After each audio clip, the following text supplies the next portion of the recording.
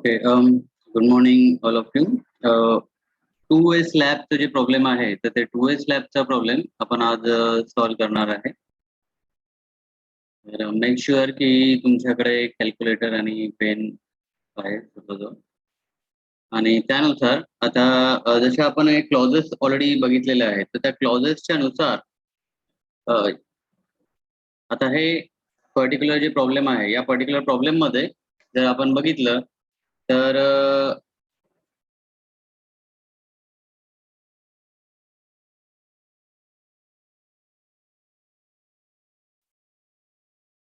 या प्रॉब्लेममध्ये हे जे C1 दिसतंय, C2, C3, C2, C1 त्याच्यानंतर आहे C3. आता हे C1, C2, C3 जे आहेत तर हे ॲज अ कॉर्नर म्हणून जे कॉलमचे कॉर्नर्स असतात तर ते कॉलमचे कॉर्नर्स इथे मार्क केलेले आहेत किंवा हा टोटल कंटिन्युअस पूर्णच्या पूर्ण हा ॲज अ कॉलम म्हणून इथे दाखवलेला आहे. तर याच्यामध्ये जे आपल्याला डिझाइन करायचं आहे, ओके, यहाँ पे इस प्रॉब्लम में जो हमें डिजाइन करना है तो डिजाइन के लिए क्या बोला हुआ है कि डिजाइन द स्लैब पैनल 1. ठीक है, design the slab panel 1 subjected two factor live load of 8 kilo newton per metre square. इसमें जो फैक्टर ऑलरेडी उसका फैक्टर ऑफ सेफ्टी लेने के बाद में जो लाइव लोड है वो लाइव लोड मतलब उसको बोला जाता है फैक्टर्ड लाइव लोड. तो इसमें हमें फिर से 1.5 से मल्टीप्लाई करने की ज़रूरत नहीं है. ठीक है, 1.5 से मल्टीप्लाई करने की ज़रूरत नहीं है क्योंकि ये ऑलरेडी फैक्टर ऑफ सेफ्टी 1.5 से मल्टीप्लाई किया गया है और इसी के वजह से इसे कहा जाता है factor load 8 kilo newton per metre square. उसके बाद में यहाँ पे डेड लोड भी इसमें include in addition to its dead load भी हमें यहाँ पे मेंशन करना होगा. और यहाँ पे ग्रेड ऑफ कॉन्क्रीट, अब ये M20 एंड Fe415 सिर्फ इतना बताया है. इतना बताया है तो इसका मतलब हमें समझ लेना है कि M20 एंड Fe415 ये जो इसमें कौन सा ग्रेड कॉन्क्रीट का है और कौन सा ग्रेड स्टील का है ये हमें समझ लेना है. तो यहाँ पे ग्रेड ऑफ कॉन्क्रीट क्या है, तो ग्रेड ऑफ कॉन्क्रीट है 20 और ग्रेड ऑफ स्टील कितना है 415. तो इसके हिसाब से हमें जाना है. तो यहाँ पे ऐसा नहीं दिया कि M20 कॉन्क्रीट और या Fe415 स्टील, ऐसा कुछ भी नहीं दिया है. यहाँ पे सीधे सीधे बताया गया है कि M20 एंड Fe415. तो हमें इसके हिसाब से चलना है कि कॉन्क्रीट का ग्रेड जो है M20 है और Fe415 ये ग्रेड ऑफ स्टील है. उसके बाद में लोड ऑफ फ्लोर फिनिश भी यहाँ पे दिया है जो है 1 kilo newton per metre square. तो लोड ऑफ फ्लोर फिनिश हमें पता है कि अगर फ्लोर के ऊपर में जो भी कुछ मटेरियल लगता है और मटेरियल के ऊपर में जो टाइल्स लगेगा तो वो है floor finish 1 kilo newton per metre square. अब यहाँ पे बताया है कि span shown in the figure are effective span. ये जितने भी हमें दिख रहा है LY इज इक्वल टू 6000 6000 और यहाँ पे LX इक्वल टू 4000 4000 और ये 4000. तो हमें पता है कि LY बाय LX, ठीक है, अगर हम LY बाय LX निकालते हैं तो LY बाय LX का वैल्यू अगर हम कैलकुलेट करेंगे मतलब ये हो गया LY बाय LX जो कि हम 1 वे है कि 2 वे है इसके लिए हम कंसिडर करते हैं. तो LY by LX is equals to क्या रहेगा 6000 या हम बोल सकते हैं 6000 mm है तो ये 6 डिवाइडेड बाय 4 अगर हम कैलकुलेट करते हैं तो बताइए चैट बॉक्स में आप बताइए कितना वैल्यू इसका आता है 6 डिवाइडेड बाय 4.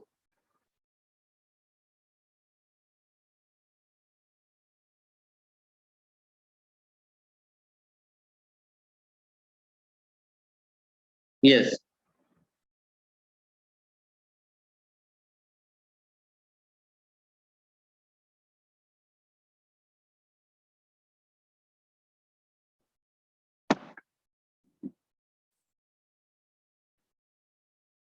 सो राइट, काफी लोगों ने आंसर दिया है। शुभम बाम्बल, शुभम दौड़े, शिवम, ओवैस, नयन, दिव्यानी, शिव कुमार, शुभांगी, श्रीकांत, प्रणाली, यश, प्रज्वल. ओके, भरपूर जणांनी आन्सर दिलाय. That is 1.5. सो 1.5 काय आहे की हा झाला Ly by Lx. Ly by Lx हा लेस दॅन 2 आहे. त्यामुळे आपण म्हणू शकतो की हा जो स्लॅब राहील हा 2 वे स्लॅब आहे. लेस दॅन 2 आहे म्हणून आपण याला म्हणू शकतो की हा 2 वे स्लॅब आहे. जर हा ग्रेटर दॅन 2 असता तर याला आपण म्हटलं असतं 1 वे slab.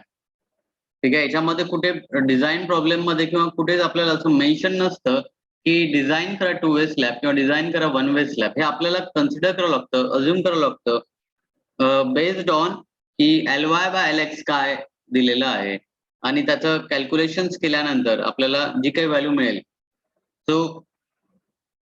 Ly by Lx less than 2, तो हम इसको बोलेंगे कि ये है 2 वे स्लैब. तो अभी यहाँ पे दिया गया है कि फैक्टर्ड लाइव लोड ऑलरेडी दिया है 8 kilo newton per metre square. उसके बाद में ग्रेड ऑफ कॉन्क्रीट दिया है M20. उसके बाद में ग्रेड ऑफ स्टील दिया है Fe415. फ्लोर फिनिश दिया है 1 kilo newton per metre square. उसके बाद में यहाँ पे Ly दिया है 6000, Lx दिया है 4000. तो इसके हिसाब से अभी हमें डिजाइन जो करना है, ये स्लैब को डिजाइन करना है. तो सबसे पहले हम क्या करेंगे, selection of preliminary depth of the slab. जिस तरह से हमने लास्ट 1 वे स्लैब में जिस तरह से हमने डिजाइन के स्टेप्स देखे थे, तो उसी तरह से हमें ये भी डिजाइन करना है. तो Ly बाय Lx रेशो हमें पता चल गया है और ये 2 वे स्लैब है. अब 2 वे स्लैब के लिए हमें पता है कि अगर L बाय डी का रेशो निकालना है, L बाय डी का रेशो अगर हमें कैलकुलेट करना है, जो कि स्पैन टू डेप्थ रेशो, तो उसके लिए हमें पता होना चाहिए कि ग्रेड ऑफ स्टील क्या है. तो ग्रेड ऑफ स्टील Fe415 है. तो इसके वजह से अब ये क्योंकि 2 वे स्लैब है, Fe415 स्टील है, तो इसके लिए हमें अगर L बाय डी का रेशो अगर कितना होना चाहिए ये हमें कैलकुलेट करना है या देखना है, तो वो कहाँ से पता चलेगा? Clause number 24.1. तो IS 456 में जो क्लॉज नंबर 24.1 दिया है, मैं 1 मिनट आपको वो क्लॉज दिखा देता हूँ.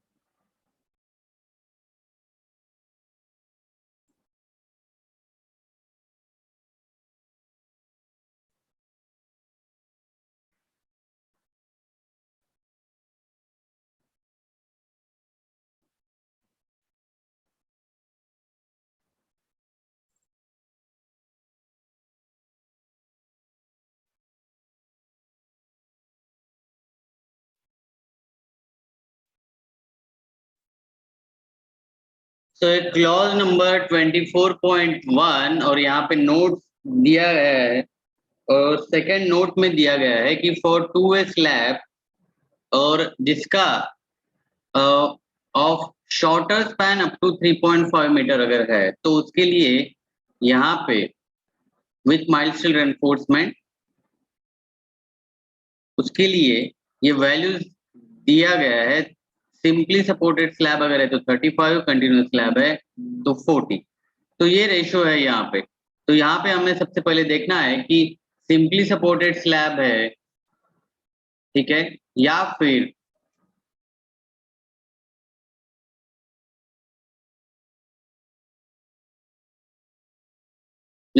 कंटिन्यूस स्लैब है. तो सिंपली सपोर्टेड स्लैब है कि कंटिन्यूस स्लैब है, ये हमें देखना है.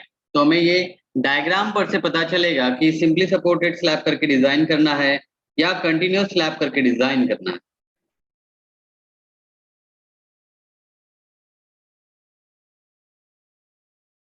और अगर Fe415 ये अगर ग्रेड है तो उसके लिए हमें क्या करना है, उसके लिए हमें 0.8 से मल्टीप्लाई भी करना है. ठीक है, अगर Fe415 अगर ग्रेड है तो उसके लिए हमें 0.8 से मल्टीप्लाई भी करना है. तो फिर से हम जाते हैं और यहाँ पे देखते हैं कि यहाँ पे अगर हम डायग्राम में देखते हैं तो डायग्राम में यहाँ पे देखिए ये पैनल 1 है। तो ये पैनल 1 है। पैनल 1 में मतलब ये जो पैनल है यहाँ पे इधर पे ये कंटिन्यूस है, यहाँ पर भी ये कंटिन्यूस है, लेकिन ये वाला जो एज है ये एज डिसकंटिन्यू है, ये भी एज डिसकंटिन्यू है। तो हम बोल सकते हैं कि ये दो एजेस इसके सिंपली सपोर्टेड है, दो एजेस कंटिन्यूस होने की वजह से हम इसका क्या लेंगे, इसका हम एवरेज लेंगे। तो एवरेज लेने के टाइम में हम क्या करते हैं कि 35 + 40, 35 है, हम लोग ने ऑलरेडी देखा हुआ है कि 35 अगर सिंपली सपोर्टेड है तो 35 और कंटिन्यूस है तो 40। तो अगर हम इसका एवरेज लेते हैं तो एवरेज लेने के बाद में एवरेज 35 + 40 डिवाइड बाय 2 और डिवाइडेड और मल्टीप्लाई करना है 0.8 से। मल्टीप्लाई क्यों करना है, क्योंकि हमने देखा है अगर Fe415 है तो उसको मल्टीप्लाई करना है 0.8 से।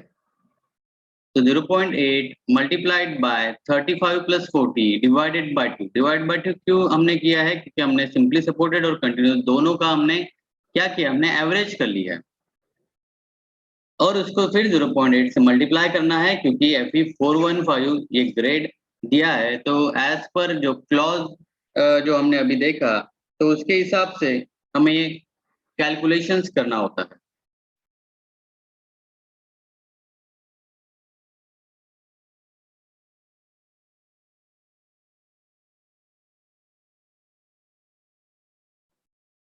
तो यहाँ पे आप भी खुद होके कैलकुलेट करके देखिए, भले ही यहाँ पे आंसर दिया है लेकिन कैलकुलेट करके देखना चाहिए कि इतना ही आंसर आ रहा है कि नहीं आ रहा है। अब इसके हिसाब से L/D जो रहेगा, L/D क्या रहेगा कि हम क्या करते हैं, L/D का रेशो हमें पता है L/D अगर यहाँ पे है और ये रेशो कितना है, रेशो है 30। तो इसके हिसाब से अगर हम L L कितना होना चाहिए, शॉर्टर स्पैन, तो शॉर्टर स्पैन कितना है, शॉर्टर स्पैन है 4000। तो 4000 डिवाइडेड बाय 30, तो 4000 अगर डिवाइडेड बाय अगर हम 30 करते हैं इसको तो इसका आंसर कितना आता है, तो इसका आंसर आता है लगभग 133। इसका आंसर आता है लगभग 133। अगर हम ये इसको राउंड अप करते हैं 135, हम अगर इसको एज इफेक्टिव डेप्थ करके अगर हम कंसिडर करते हैं और टोटल डेप्थ रहेगा, अगर हम 135 है तो 135 में अगर हम कवर ऐड करते हैं, ठीक है, अगर हम कवर ऐड करते हैं इसमें तो 135 + 25 mm का कवर, तो ये हो जाता है टोटल डेप्थ 160।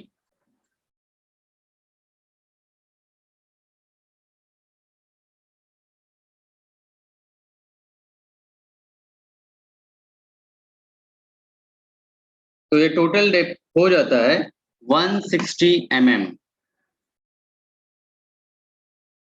ओके, 160 mm ये टोटल डेप्थ हो गया है। और ये हमारा जिस तरह से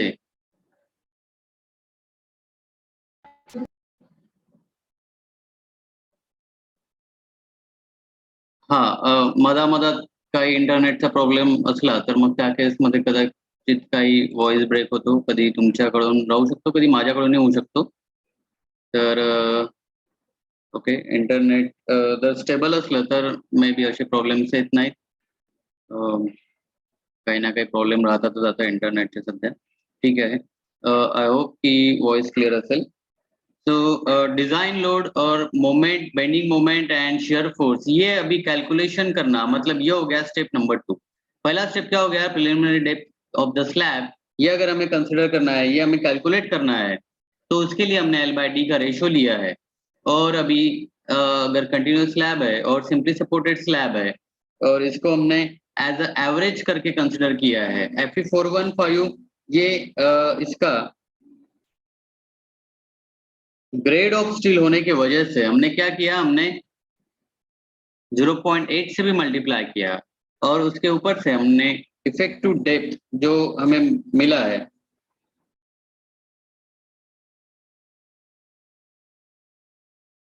तो इफेक्टिव डेप्थ हमें जो मिला है वो है 135 mm। उसमें हमने 25 mm का कवर ऐड किया, तो उसको हमें जो फाइनल टोटल डेप्थ मिलता है, तो टोटल डेप्थ हमें मिलता है लगभग 160 mm।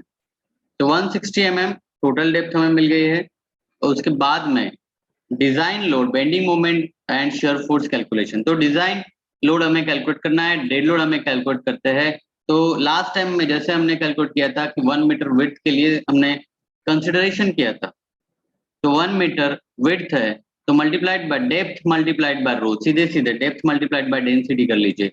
ये जो 160 mm है, इसको मीटर में अगर हम कन्वर्ट करते हैं तो कितना आएगा, 0.16 मीटर।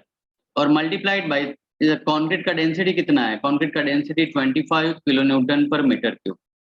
ये अभी ये हमने ऑलरेडी देखा हुआ है पिछले जितने भी हमने प्रॉब्लम सॉल्व किए, तो उसके वो उस प्रॉब्लम में हमने कंक्रीट का डेंसिटी देखा हुआ है कि वो है 25 kilo newton per metre cube.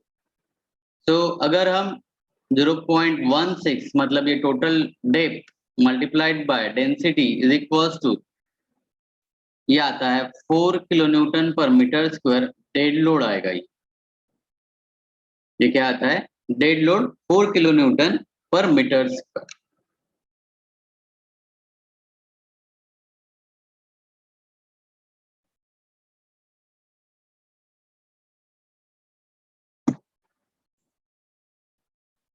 तो फ्लोर फिनिश ऑलरेडी प्रॉब्लम में दिया है 1 kilo newton per metre square. अगर हम इसे ऐड करते हैं, फ्लोर फिनिश और डेड लोड को अगर हम ऐड करते हैं, तो ये 4+1 ये आ गया है 5 kilo newton per metre square multiplied by, अगर हमें फैक्टर ऑफ सेफ्टी से अगर इसे मल्टीप्लाई करना है तो वो हो गया 1.5। तो ये फैक्टर्ड डेड लोड उसको बोला जाता है। और अगर हम इसे 1.5 मल्टीप्लाइड बाय, ये 5 कहाँ से आया, 5 है यहाँ पे हमने फ्लोर फिनिश का डेड लोड लिया है 1 kilo newton per metre square, और यहाँ पे 4 kilo newton per metre square यहाँ पे ऐड हो चुका है dead load of the slab. तो ये देख लीजिए यहाँ पे हो गया है 1.5 मल्टीप्लाइड बाय 5, कितना हो गया है 7.5 kilo newton per metre square. यह आ गया है फैक्टर्ड डेड लोड।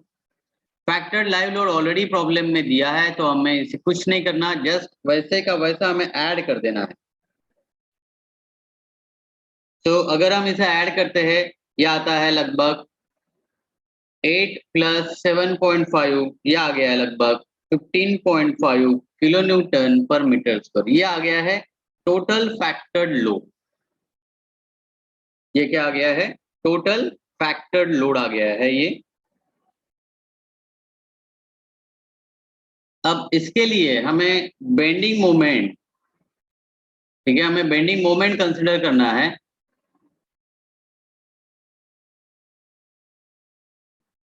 कैलकुलेट करना है, तो उसके लिए हम कहाँ पे जाएंगे, हम जाएंगे टेबल नंबर 26 पे। Okay, table number 26 dead load और लाइव लोड में किसको कुछ कैलकुलेशन में अगर किसको कुछ डाउट है तो वो चैट बॉक्स में मैसेज कर सकते हैं, अदरवाइज हम टेबल नंबर 26 पे जाते हैं।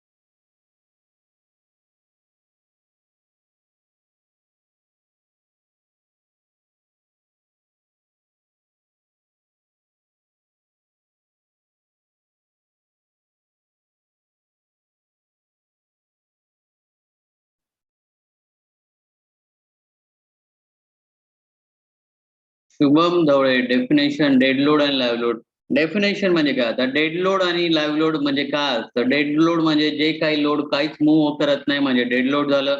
लाईव्ह लोड म्हणजे जे काही लोड मूव्ह होत असेल तर ते म्हणजे मूव्हिंग लोड किंवा त्याला आपण म्हणतो लाईव्ह लोड बेसिकली. तर असे काही लोड जे परमनंटली तिथे आहे, जसं की कोणता पण स्लॅब असेल तर स्लॅब जो काही कास्ट केलेला आहे त्याला तर आपण घेऊन उचलून कुठे जाणार नाहीये. किंवा एखादा बीम असेल तो ऑलरेडी कास्टेड आहे तर त्याला आपण घेऊन कुठे जात नाही. टाइल्स असतील तर टाइल्स नाही व्हा आता या रूम मधल्या टाइल्स आपण काढून टाकू, त्या दुसऱ्या रूम मध्ये त्याला पुट करू, असं तर आपण करत नाही. किंवा जसं आता कुठेतरी आपल्याला एखादा बीम आहे, कॉलम आहे, तर तो एका ठिकाणाहून दुसऱ्या ठिकाणी आपण काही 1-2 महिन्यानंतर, एखाद्या वर्षानंतर आपण काही त्याला घेऊन जात नाही. तर याला म्हणतात डेड लोड की जे परमनंट लोड राहतं.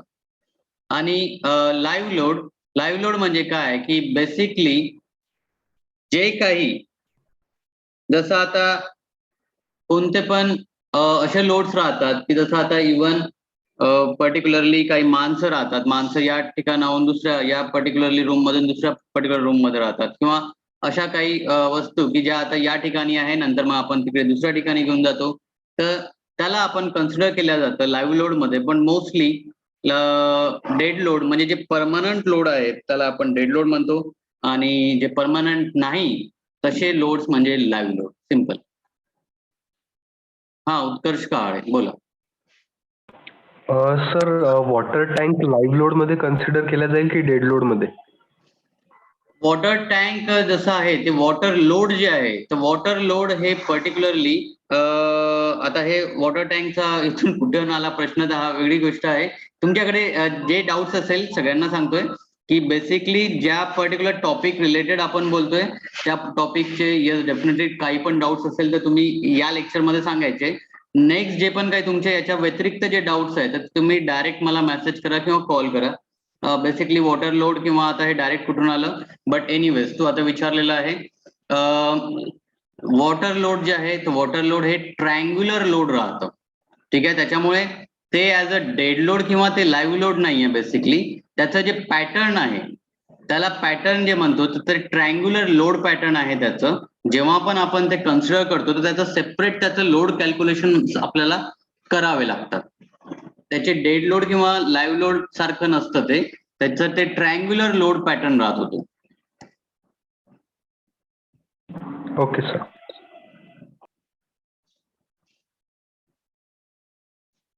आमिर फराज, फैक्टर लोड मतलब ऐसा लोड रहता है कि जिसे हम पार्शियल सेफ्टी फैक्टर जो है कंक्रीट के लिए 1.5 से जब भी हम मल्टीप्लाई करते हैं तो मल्टीप्लाई क्यों करते हैं, तो ये ऑलरेडी शुरू के आप कुछ लेक्चर्स यहाँ पे पढ़ लीजिए, लेकिन अभी के लिए जस्ट इतना ध्यान में रखना है कि जब भी हम जो भी कुछ लोड है वो लोड को as a partial safety factor IS code के हिसाब से 1.5 से मल्टीप्लाई करना चाहिए, तो उसे हम बोला जाता है फैक्टर लोड.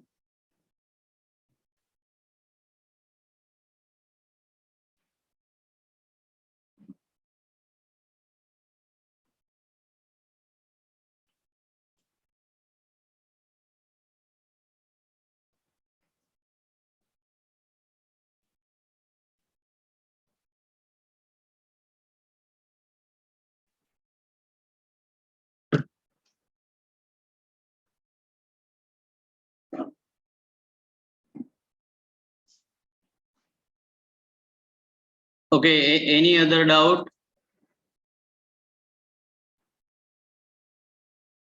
नेक्स्ट स्टेप जी राहील तर ती आयएस कोड वरून आपल्याला कोइफिशियंट्स घ्यावं लागतात, मोमेंटचे कोइफिशियंट्स. आणि त्या मोमेंटच्या कोइफिशियंट वरून आपल्याला कॅल्क्युलेशन्स करावं लागतात, बेंडिंग मोमेंट आणि शिअर फोर्स.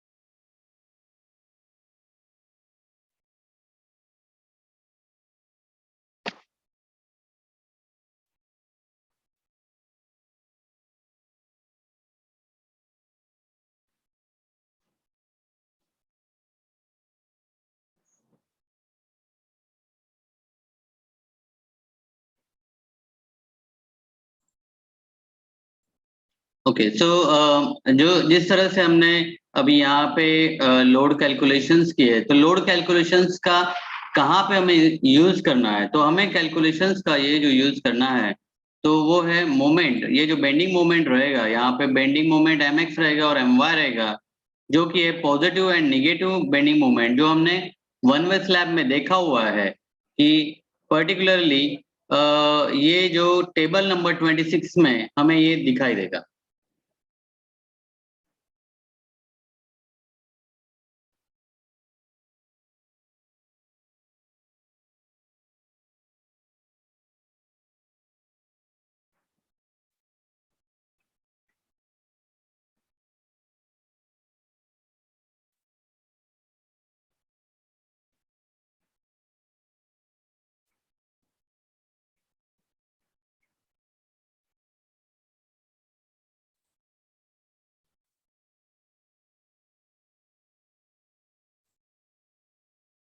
ये है टेबल नंबर 26, जो कि है IS 456 में पेज नंबर 91 पे।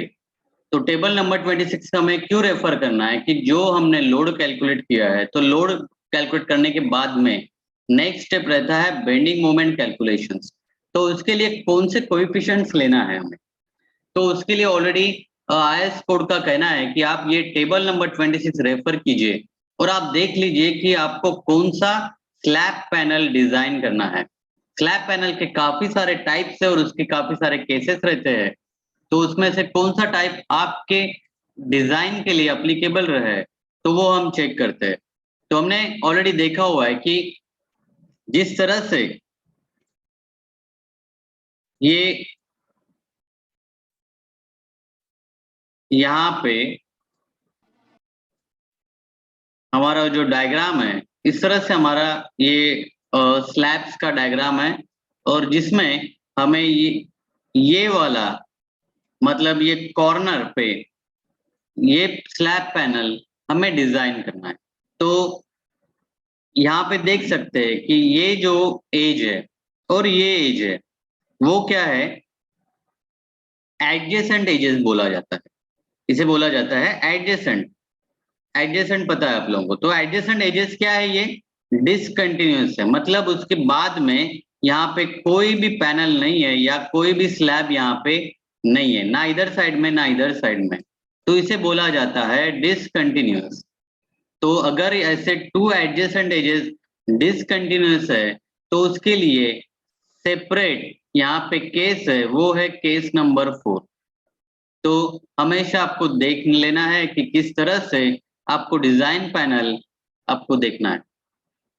तो यहाँ पे दो एडजेसेंट एजेस अगर डिसकंटिन्यूअस है, तो उसके लिए हमें ये केस नंबर 4 कंसिडर करना है।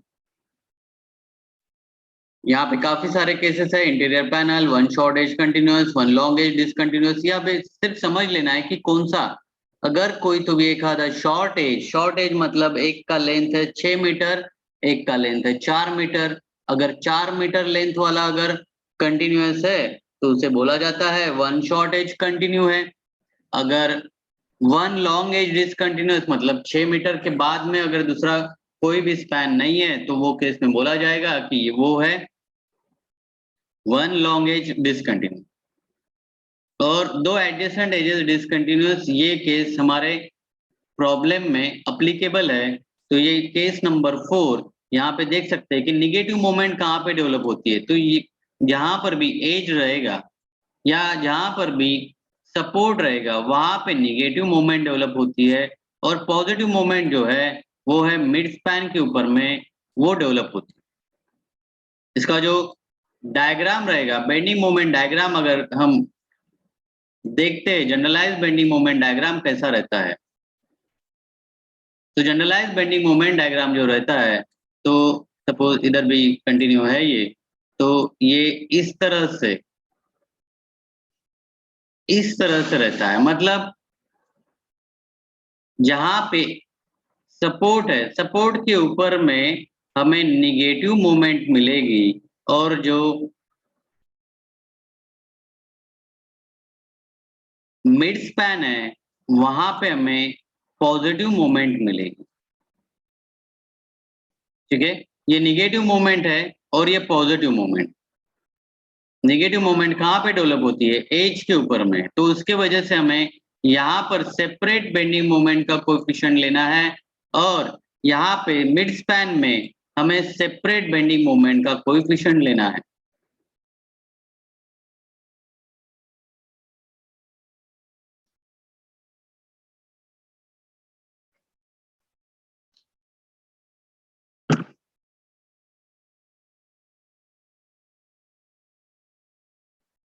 तो अब कितना बेंडिंग मोमेंट का कोएफिशिएंट होना चाहिए?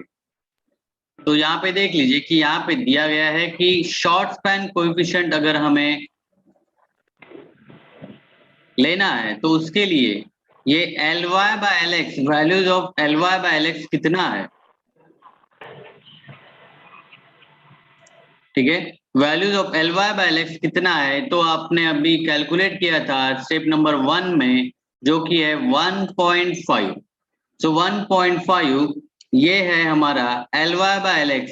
फिर इसमें और ये 4th नंबर का ये जो रो है, यहाँ पे हम देख सकते हैं कि ये दो वैल्यूज हमें यहाँ पे दिखाई दे रही है। 0.075 निगेटिव मोमेंट के लिए और 0.056 वो है पॉजिटिव मोमेंट के लिए। ठीक है, तो ये कोएफिशिएंट्स हमें कंसिडर करना है, शॉर्ट स्पैन कोएफिशिएंट। उसी तरह से लॉन्ग स्पैन के लिए सिर्फ हमें ये दो कोएफिशिएंट्स हमें कंसिडर करना है। तो 0.047 और 0.035 ये डायरेक्टली कोएफिशिएंट लेने के बाद में इस कोएफिशिएंट को हमें यूज करना है और उसके बाद में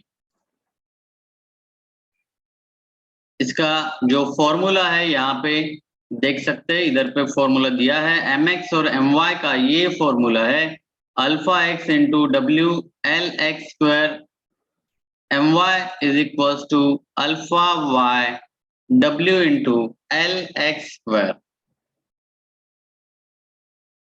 तो इस तरह से बेंडिंग मोमेंट हमें कैलकुलेट करना है।